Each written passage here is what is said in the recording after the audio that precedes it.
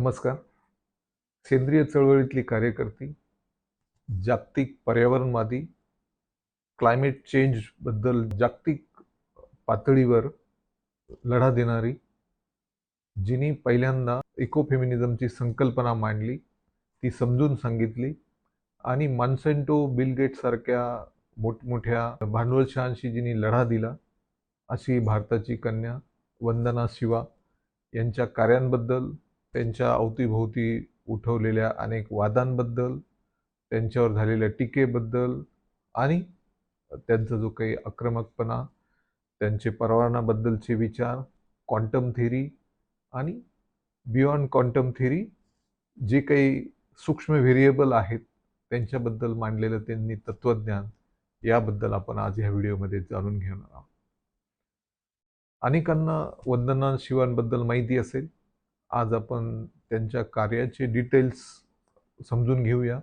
त्यांचं सेंद्रिय शेतीतल्या चळवळीतलं, पर्यावरणवादाच्या चळवळीतलं, स्त्रियांच्या स्वातंत्र्याबद्दल आणि अन्नाबद्दल जे सार्वभौमत्व आहे, म्हणजे अन्नावर जो सगळ्यांचा अधिकार आहे, बियाण्यांबद्दल आणि त्यांनी लिहिलेल्या अनेक पुस्तकांबद्दल आपण जाणून घेणार आहोत.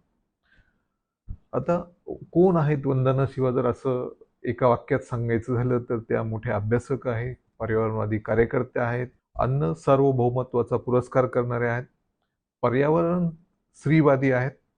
त्यांना जागतिक पातळीवर त्यांनी भांडवलशाहीला विरोध केला. जागतिक पातळीवर जो विज्ञानाच्या नावाखाली चाललेला बेसुमार विकास आहे आणि ज्यांनी निसर्गाचा ऱ्हास होतोय, त्यावर त्यांनी खूप सारा लढा दिला. त्यांनी बियाणांसाठी त्यांची एक संस्था काढली. त्या संस्थेबद्दल आपण पुढे जाणून घेणारच आहोत. आणि त्यांनी जवळजवळ 20 पुस्तकं लिहिली. त्याच्यामध्ये त्यांचं आत्मचरित्र टेरा विवा म्हणून प्रसिद्ध आहेत. या सगळ्या याचा आपण आज गोषवारा घेणार आहोत. वंदना शिवा यांचा जन्म 5 नोव्हेंबर 1992 मध्ये, आज आपण ज्याला उत्तराखंड म्हणतो, अशा उत्तराखंड राज्यामध्ये डेहराडून येथे झाला.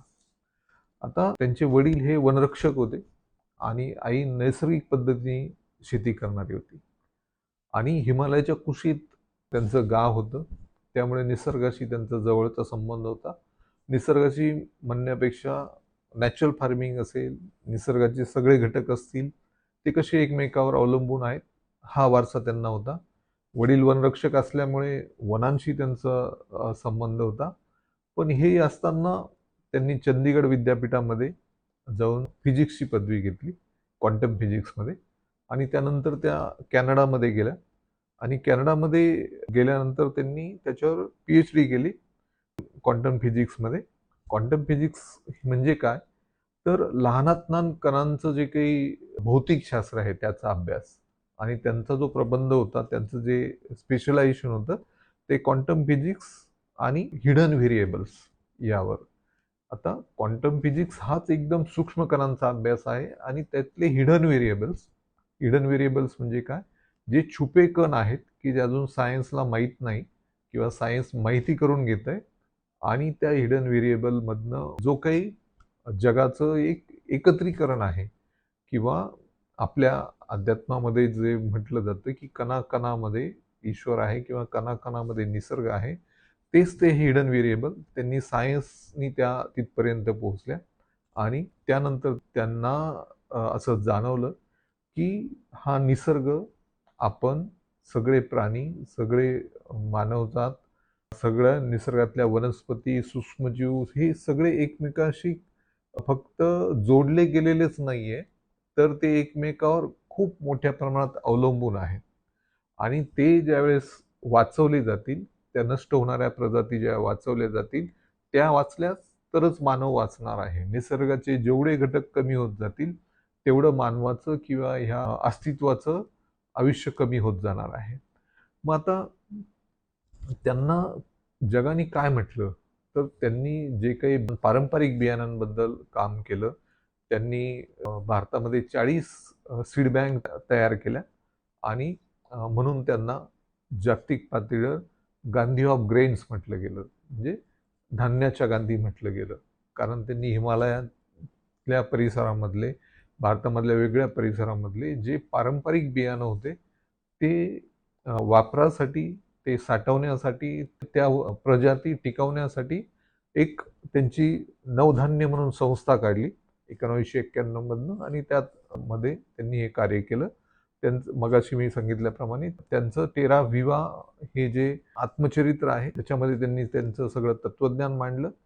आणि ह्या चळवळीमध्ये काम करताना जे कोणी रासायनिक खतांची जी लॉबी होती किंवा रासायनिक औषधांची लॉबी करणाऱ्या कंपन्या होत्या, त्यांनी त्यांची बऱ्यापैकी बदनामी करण्याचा किंवा त्यांची चळवळ नेस्तानुभूत करण्याचा प्रयत्न केला. त्यांना अँटी सायन्स म्हटलं गेलं, विज्ञानाच्या विरोधक म्हटलं गेलं, कारण त्यांनी विज्ञानाने आणू घातलेले GMO, म्हणजे ज्याला आपण जेनेटिकली मॉडिफाईड ओरिजिन म्हणतो, किंवा ज्याच्यामध्ये जनुकीय बदल केलेला आहे अशी बियाणं, अशा सूक्ष्मजीव वगैरे यांना त्यांनी विरोध केला.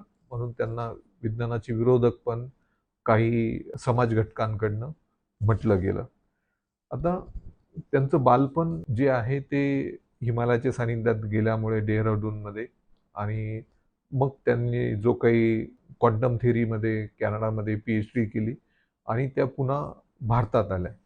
आणि भारतात आल्यानंतर त्यांनी ह्या सर्व चळवळीमध्ये स्वतःला झोकून घ्यायचं ठरवलं. आणि त्यांचा जो काही विरोध होता तो जे विघटनवादी विज्ञान आहे. विघटनवादी विज्ञान म्हणजे काय, की निसर्ग, मानव, निसर्गाचे घटक यांना वेगवेगळं करणारं विज्ञान आहे आणि निसर्गाचं शोषण करणारं विज्ञान आहे, त्याला विरोध केला. त्यांनी ऑर्गॅनिक फार्मिंग, नॅचरल फार्मिंगचं प्रमोशन केलं. आणि त्यांच्या पुढे जाऊन असं लक्षात आलं की सगळं प्रमोशन करताना natural farming, organic farming, sustainable farming हे जर पुढे जायचं असेल तर त्याचे जे मेन सोर्स आहे, जे बियाणं आहे, ज्या प्रजाती आहे, की ज्या प्रजाती ज्यांच्यामध्ये रोगप्रतिकारक शक्ती चांगली आहे, ज्या प्रजाती ह्या सस्टेनेबल आहे, त्या पहिल्यांदा वाचवल्या पाहिजे. म्हणून त्यांनी 1991 मध्ये नवधान्य नावाची एक संस्था काढली आणि त्या संस्थेमार्फत 40 सीड बँक्स काढल्या. अशा 40 बँक की ज्याच्यामध्ये हे जे काही पारंपरिक बियाणं आहे ते ठेवता येईल, ते पुढच्या पिढ्यांना वापरता येईल, पुन्हा ते वाचवता येईल पुढचा जो सीझन येईल त्याच्यामध्ये, आणि पुन्हा ते त्यातलं काही बियाणं साठवता येईल, अशा सीड बँकची चळवळ त्यांनी चालवली. आणि त्यांचे काही दृष्टिकोन होते किंवा त्यांची काही वैचारिक मांडणी होती ती अशी, की निसर्ग एक जिवंत आणि परस्पर जोडलेली प्रणाली आहे. म्हणजे निसर्गाचा एक घटक तुम्ही कमी केला म्हणजे काही फरक पडणार नाही निसर्गावर, असं होऊ शकत नाही. निसर्ग हा एक जिवंत आणि परस्पर जोडलेली प्रणाली आहे. म्हणजे यातले प्राणी, वनस्पती एकमेकांशी जोडलेले आहेत. आणि त्यामुळे पिकं हे तुम्ही नैसर्गिक पद्धतीने, ज्याला आपण इंटरक्रॉपिंग म्हणतो, की किंवा परस्पर अवलंबून असलेले पिके घेतली पाहिजे. मोनोकल्चर नको, म्हणजे एकाच प्रकारचं पीक हजारो हेक्टरवर करण्यामध्ये त्यांचा वैचारिक दृष्टीने विरोध होता. आणि त्यांच्या विचारधारेमध्ये जैविक विविधता आणि सेंद्रिय शेतीवर त्यांनी संपूर्ण भर दिला. आणि सगळ्यात महत्त्वाचं त्यांचं म्हणणं होतं की बियाणं ही एक सामायिक संपत्ती आहे. म्हणजे बियाणं हे काही सायन्सनी तयारी केलेलं नाही आहे, किंवा बियाणं मध्ये जरी तुम्ही जनुकीय बदल केला म्हणजे तुम्हाला त्याचा पेटंट मिळू शकत नाही, कारण ते तुमचं संशोधन नाही, ती निसर्गाची देण आहे. आणि तो शेतकऱ्यांचा हक्क आहे, त्याच्यावर कंपन्यांचा हक्क नाही. आणि इथूनच मॉन्सँटो आणि वंदना शिवा, मॉन्सँटो आणि नवधान्य, बिल गेट त्यांची ग्रीन रिव्हॉल्युशन, त्यांची रासायनिक पद्धतीने केली जाणारी शेती, आणि जगभरातल्या जेवढ्या काही ह्या रासायनिक पद्धतीने केल्या जाणाऱ्या शेतीला पुरस्कृत करणाऱ्या जेवढ्या काही कंपन्या किंवा जेवढे काही ऑर्गनायझेशन्स आहेत, जेवढ्या काही संस्था आहेत त्यांच्यामध्ये, आणि वंदना शिवा आणि त्यांचे जे काही त्यांना मानणारी मंडळी होती, त्यांना मानणाऱ्या संस्था होता, आयफोम सारख्या, यांच्यामध्ये तो संघर्ष चालू झाला. आता त्यांचा जो मेन कन्सेप्ट त्यांनी त्यांच्या आत्मचरित्रात मांडलाय किंवा त्यांच्या व्याख्यानातनं त्यांनी वेळोवेळी मांडलाय, त्या एक कन्सेप्ट मांडता, अर्थ डेमोक्रेसी. अर्थ डेमोक्रेसी म्हणजे काय, तर त्यांच्या, ज्याला आपण मराठीमध्ये वसुंधरा लोकशाही म्हणू, तर त्या वसुंधरा लोकशाहीचे त्यांनी 4 स्तंभ मांडले. त्या 4 स्तंभांपैकी पहिला स्तंभ आहे जैवविविधता, बायोडायव्हर्सिटी.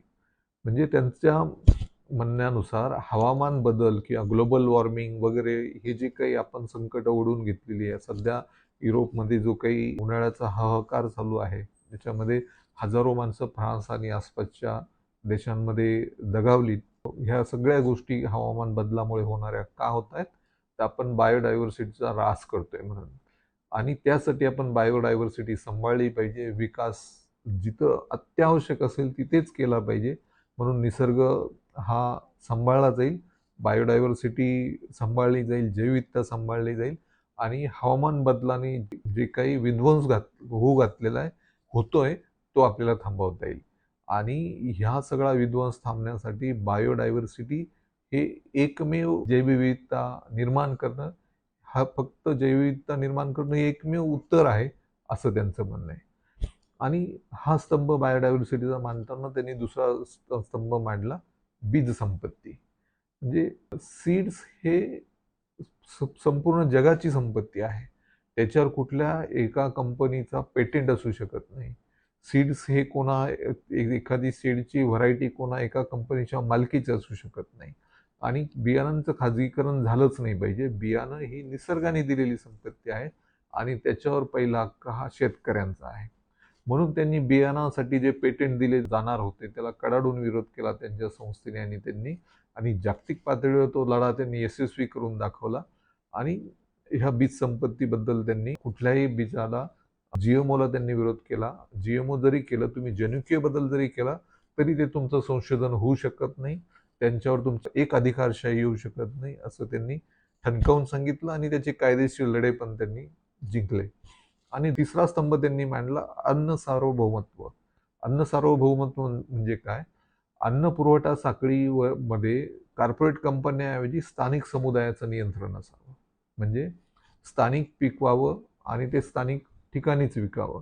त्याच्यामध्ये ज्यावेळेस ह्या कॉर्पोरेट कंपन्या येतात त्यावेळेस त्याच्यामध्ये खूप सारं अडल्ट्रेशन होतं, प्रिझर्वेटिव्ह टाकले जातात, खूप साऱ्या जास्त उत्पादन येण्यासाठी खूप वेगवेगळ्या नवीन बियाण्याच्या व्हरायटी काढल्या जातात, ज्याच्यामध्ये अन्नद्रव्य किंवा ज्याच्यामध्ये जे पोषण मूल्य असतं ते खूप कमी असतं.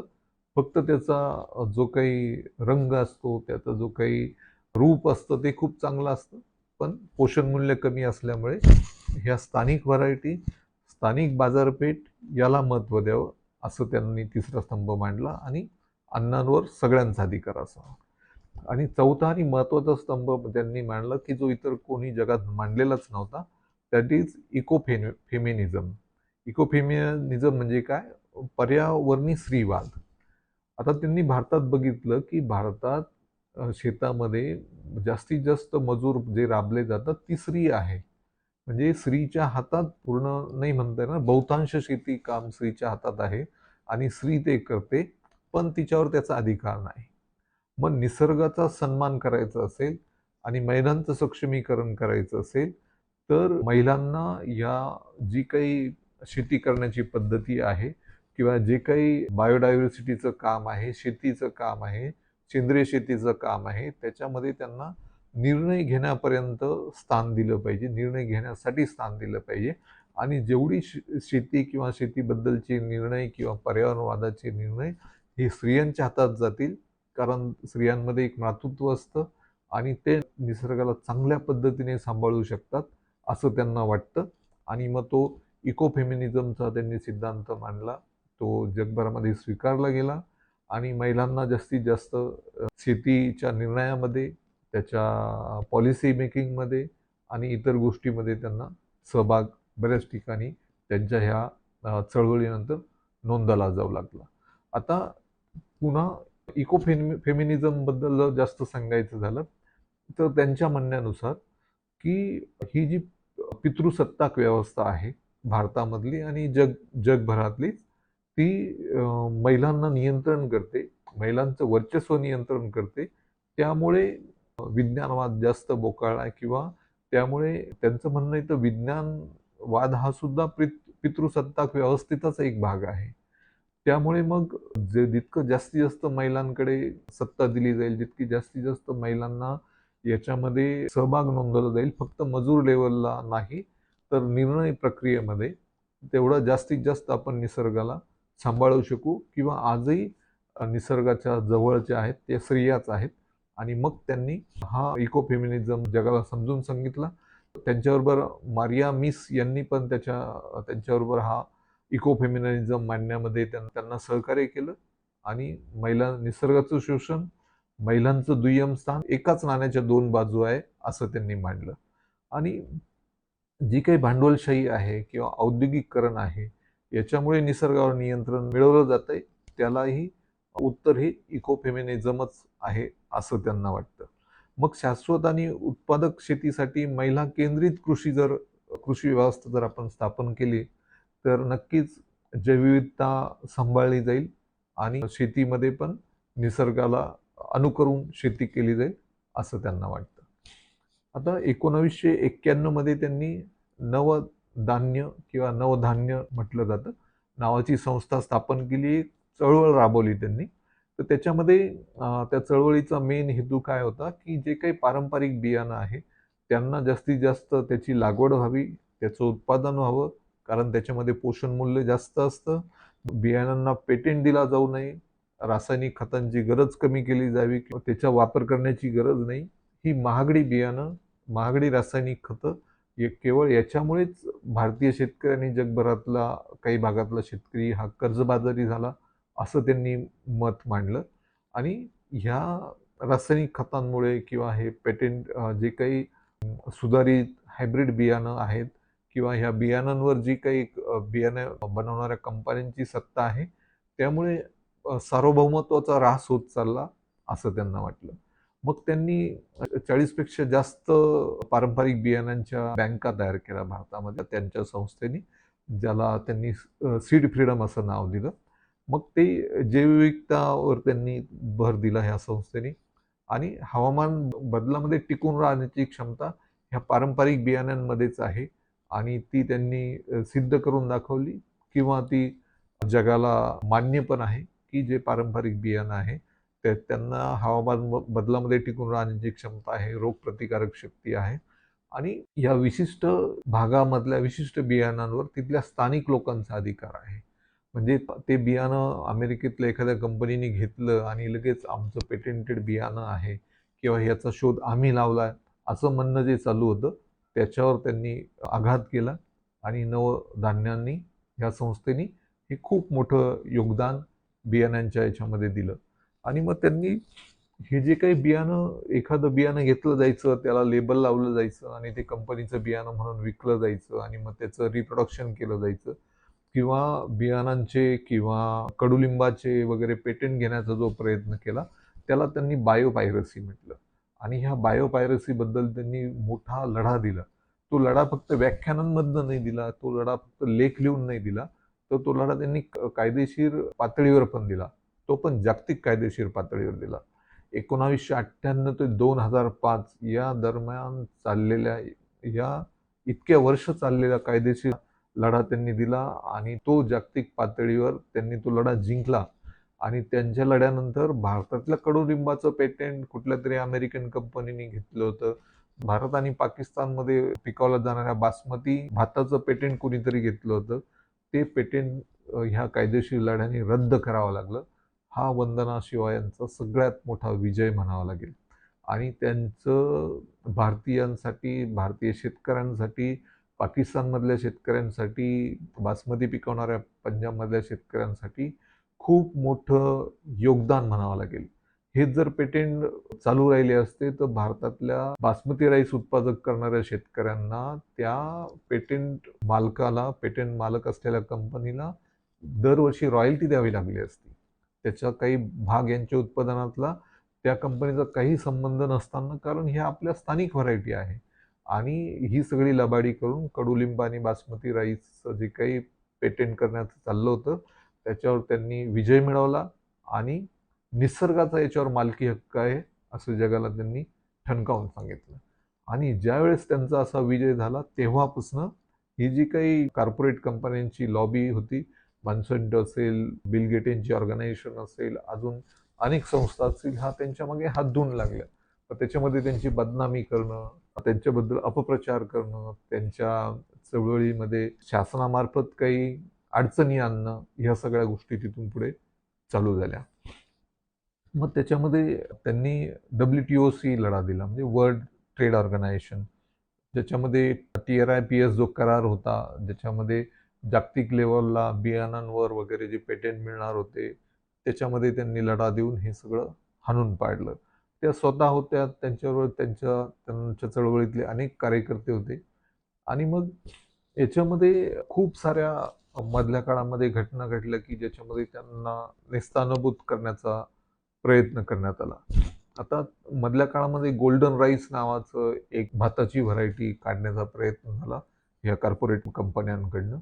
त्याच्यामध्ये त्यांचं म्हणणं असं होतं की त्या गोल्डन राईसमध्ये ए जीवनसत्व टाकलेलं आहे आणि ते ए जीवनसत्व टाकल्यामुळे लहान मुलांना अजीवनसत्व मिळेल आणि ते अजीवनसत्व मिळण्यासाठी तो गोल्डन राईस खूप महत्त्वाचा आहे, असं त्या कंपन्यांनी मांडलं.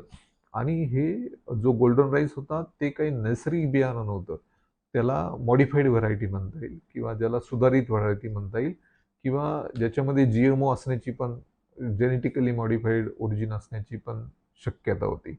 मग त्याच्यावर वंदना शिवा यांनी खूप लढा दिला आणि गोल्डन राईसच्या लढ्यामध्ये त्यांनी मांडलं की ह्या गोल्डन राईसपेक्षा भारतामध्ये होणाऱ्या पालेभाज्या आहेत त्याच्यामध्ये जास्त मोठ्या प्रमाणात अजीवनसत्व आहे.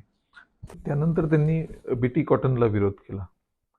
तर BT कॉटन म्हणजे काय, तर कपाशीचं असं बियाणं की ज्याच्यामध्ये एक बॅक्टेरियाचा जीन्स टाकलेला असतो आणि त्यामुळे त्या कपाशीच्या झाडाची एका विशिष्ट प्रकारच्या आळीला नियंत्रण करण्याची क्षमता वाढते.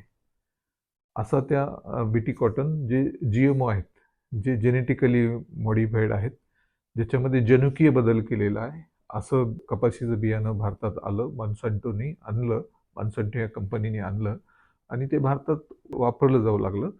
पण वंदना शिवा यांच्या अभ्यासात आणि त्यांच्या दाव्यानुसार ह्या BT कॉटनमुळे भारतामध्ये महाराष्ट्र, आंध्र प्रदेश, तेलंगणामध्ये या परिसरामध्ये शेतकऱ्यांच्या आत्महत्या जास्त वाढल्या, असं त्यांनी दावा केला. त्याच्यामध्ये कारणं त्यांनी दिली की हे महागडं बियाणं आहे, पुन्हा ते दरवर्षी साठवता येत नाही, दरवर्षी ते नव्याने घ्यावं लागतं, त्याला रासायनिक खतं लागतात आणि त्याच्या वाढीसाठी आणि त्याच्यामुळे ह्या सगळ्या जे काही बियाणाचा खर्च आहे, रासायनिक खतांचा खर्च आहे, बाकीच्या खर्च वाढल्यामुळे शेतकरी हा कर्जबाजारी होतो आणि त्याची आत्महत्या वाढल्या. मग आता त्यांचा दावा खोडण्यासाठी जी आंतरराष्ट्रीय अन्न धोरण संशोधन संस्था आहे, IFPRI, तिने असा दावा केला की ही संस्थांनी जरी तो दावा केला तरी तो ॲक्च्युअली ह्या कंपन्यांचा दावा होता. तो संस्थेमार्फत केला त्यांनी भांडवलशाहीचा वापर करून, की BT कॉटननी उलट शेतकऱ्यांच्या आत्महत्या कमी झाल्या आणि त्याचे त्यांनी काही आकडेवारी मांडली वगैरे. म्हणजे ही चळवळ, पर्यावरणवाद्यांची चळवळ, सेंद्रिय शेतीची चळवळ वेगळ्या पद्धतीने हाणून पाडण्याचे वेगळे प्रयत्न झाले. मधल्या काळामध्ये काही हास्यास्पद गोष्टी पण झाल्या की श्रीलंकेमध्ये जे काही ऑर्गॅनिक एका रात्री चालू झालं होतं आणि 1 वर्षाच्या आत ते बंद केलं, याला पूर्ण जबाबदार वंदना शिवा किंवा आयफोम किंवा चळवळीतले कार्यकर्ते आहे, असं मानलं गेलं. आता मी स्वतः श्रीलंकन गव्हर्नमेंटला फूड बोर्डला ॲडवायझर म्हणून काम केलेलं आहे. तर त्यांचा असा अचानक सेंद्रिय शेतीला जाण्याचा कुठलाही धोरणात्मक निर्णय सुरुवातीला नव्हता किंवा तसा त्यांचा कुठलाही प्लॅन नव्हता. मधल्या काळात झालं काय की त्यांच्याकडे परकीय चलनाचा तुटवडा तयार झाला, तो अतिशय टोकाला गेला. मग आता करायचं काय, तर त्यांनी ज्यावेळेस त्यांच्या आर्थिक स्थितीचा गोषवारा घेतला तेव्हा त्यांच्या लक्षात आलं की शेतीप्रधान देश असल्यामुळे आणि सेंद्रिय चळवळ तिथे तितकीशी नसल्यामुळे खूप सारा पैसा हा बाहेरच्या देशामध्ये जातोय केवळ रासायनिक खतं आणण्यासाठी, रासायनिक खतं आयात करण्यासाठी जातोय. मग त्याच्यावर उपाय काय, हे थांबवायचं कसं? तर मग एका रात्रीत त्यांनी जाहीर केलं की पूर्ण श्रीलंका हा देश सेंद्रिय शेतीचा देश आहे आणि आजपासून कुठलेही रासायनिक खतं आयात करायचे नाही. आता ज्यांना ज्यांना सेंद्रिय शेती कळते किंवा ज्यांनी माझे मागचे व्हिडिओ बघितले असतील, त्यांना सगळ्यांना माहिती असेल की सेंद्रिय शेती अशी एका रात्रीत नाही होत. त्याचा एक परिवर्तनाचा कालावधी असतो 2 वर्षाचा. तो आणि त्याच्यासाठी शेतकऱ्यांना योग्य ते प्रशिक्षण द्यावं लागतं.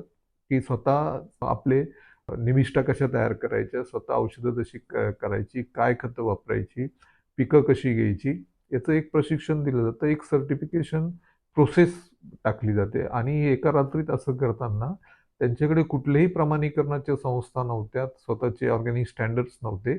एका रात्रीत त्यांनी केवळ आपलं परकीय चलन वाचवण्यासाठी तो निर्णय घेतला आणि मग तो जर तुमचा परिवर्तनाचा कालावधी नाहीये, त्याला जर प्रमाणीकरण नाहीये, तर तुमच्या मालाला बाजारपेठ मिळणारच नाही. कारण जे काही त्याला त्या टप्प्याटप्प्यांनी जावं लागतं, ते टप्पे त्यांनी कुठलेही स्वीकारले नाही. म्हणून मग त्यांना 1 वर्षाच्या आत तो निर्णय मागे घ्यावा लागला.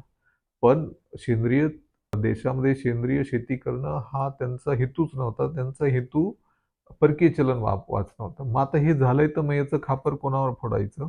म्हणून ह्या सगळ्या रासायनिक खताच्या, रासायनिक शेती औषधांच्या कंपन्यांनी ते खापर आयफोमवर, वंदना शिवांवर आणि चळवळीतल्या इतर लोकांवर फोडण्याचा प्रयत्न केला. तसंच ह्या भांडवलशाही कंपन्यांनी भारत सरकारकडूनही वंदना शिवांवर बरंच दबाव आणण्याचा प्रयत्न केला. त्याच्यामध्ये 2014 मध्ये इंटेलिजन्स ब्युरो जे आहे भारताचं, त्यांच्याकडनं असा अहवाल गेला, की परदेशी काही देणग्या येतात वंदना शिवा आणि चळवळीतल्या कार्यकर्त्यांना आणि त्याचा वापर भारतामध्ये विकास थांबवण्यासाठी केला जातो. अशा बऱ्याचशा गोष्टी त्याच्यामध्ये होतात. असं हे वादळी व्यक्तिमत्व, ज्या व्यक्तिमत्वाने जागतिक पातळीवर पर्यावरणवादावर लढा दिला, ज्याला आपण इको फेमिनिझमची संकल्पना मांडली. वंदना शिवा यांना जगभरामध्ये खूप मोठ्या प्रमाणात स्वीकारलं गेलं. आजही त्या वयाच्या 72-73 वर्षी कार्यरत आहेत. त्यांना अनेक पुरस्कार मिळाले. 1993ला त्यांना राईट लाईव्हलीहूड पुरस्कार जागतिक पातळीवर देण्यात आला. 2019 साली बीबीसीने जगातल्या 100 प्रभावशाली महिलांच्या यादीत त्यांना स्थान दिलं. हवामान बदल आणि बीज स्वातंत्र्य याच्यामध्ये त्यांनी दिलेलं योगदान हे पुढच्या अनेक पिढ्यांसाठी खूप महत्त्वाचं राहील. भारताच्याच नाही तर जगभरातल्या पर्यावरणाच्या रक्षणासाठी हे जे काही इंडिजिनियस सीड्सची त्यांची चळवळ आहे किंवा स्थानिक बियाण्यांची चळवळ आहे, ही नक्कीच बायोडायव्हर्सिटीला तारून जाण्यासाठी मोठी हातभार लावणारी आहे. आता काही लोकांना वंदना शिवा यांचा विचार हा टोकाचा वाटतो किंवा अतिरेकी वाटतो. पण माझ्या मते ज्यावेळेस आपण एखादी गोष्ट 100% मांडतो, त्यावेळेस ती 60-70% स्वीकारली जाते. त्यावेळेस त्या चळवळीला बळ मिळतं आणि त्यांचं जागतिक पातळीवर कायदेशीर लढा देण्याचं योगदान हे आजपर्यंत चळवळीतल्या किंवा त्या लेव्हलला एवढ्या मोठ्या भांडवलशाहांशी लढण्याचं योगदान खूप इतिहासामध्ये नोंद घेतली जाईल. त्यांचं जे काही पुस्तक आहे, तेरा विवा त्यांच्या चळवळीचं आत्मचरित्र म्हणता येईल त्याला. त्याच्यामध्ये जर त्यांचा मुख्य संदेश घ्यायचा झाला, तर त्यांनी म्हटलंय की निरोगी समाज हा निरोगी परिसंस्थेवर अवलंबून असतो, इकोसिस्टमवर अवलंबून असतो आणि ह्या दोन्ही गोष्टी विविधतेने नटलेल्या आणि स्थानिक मुळांशी जोडलेल्या असायला हव्यात. तर हा त्यांचा मुख्य संदेश. स्थानिक मुळांशी जोडलेला असावा म्हणजे काय? स्थानिक बियाणं, स्थानिक शेती करण्याच्या पद्धती, स्थानिक पद्धतीचं अन्न, स्थानिक पद्धतीच्या त्या बनवण्याच्या रेसिपी, स्थानिक उत्पादनांना स्थानिक बाजारपेठ, त्यामुळे जी काही सप्लाय चेन आहे, पुरवठा साखळी आहे, त्याच्यावर स्थानिकांचं नियंत्रण, महिलांचं नियंत्रण, महिलांचा सहभाग, निर्णय प्रक्रियेपासून सर्व याच्यामध्ये महिलांचा सहभाग, हे जर आपण घडवून आणलं, तर नक्कीच आपण ही बायोडायव्हर्सिटी इकोसिस्टीम आपण सांभाळू शकू आणि पुढच्या अनेक पिढ्यांना ती उपयोगी राहील आणि ती राहील तरच जगाचं अस्तित्व राहील, असं त्यांचं जे म्हणणं आहे. मी ते पूर्णपणे त्याच्याशी सहमत आहे आणि त्याचा खूप गंभीरपूर्वक चांगल्या पद्धतीने मी त्याचा स्वीकार पण करण्याचा प्रयत्न करतो. आपणही सर्वांनी हे तत्त्वज्ञान सेंद्रिय शेतीमध्ये, पर्यावरणामध्ये अवलंबावं. संपूर्ण अस्तित्व हे एकमेकाशी जोडलेलं गेलं आहे आणि ते जर जोडले पण आपण तसंच ठेवावं, असं मी सर्वांना सुचवतो. धन्यवाद.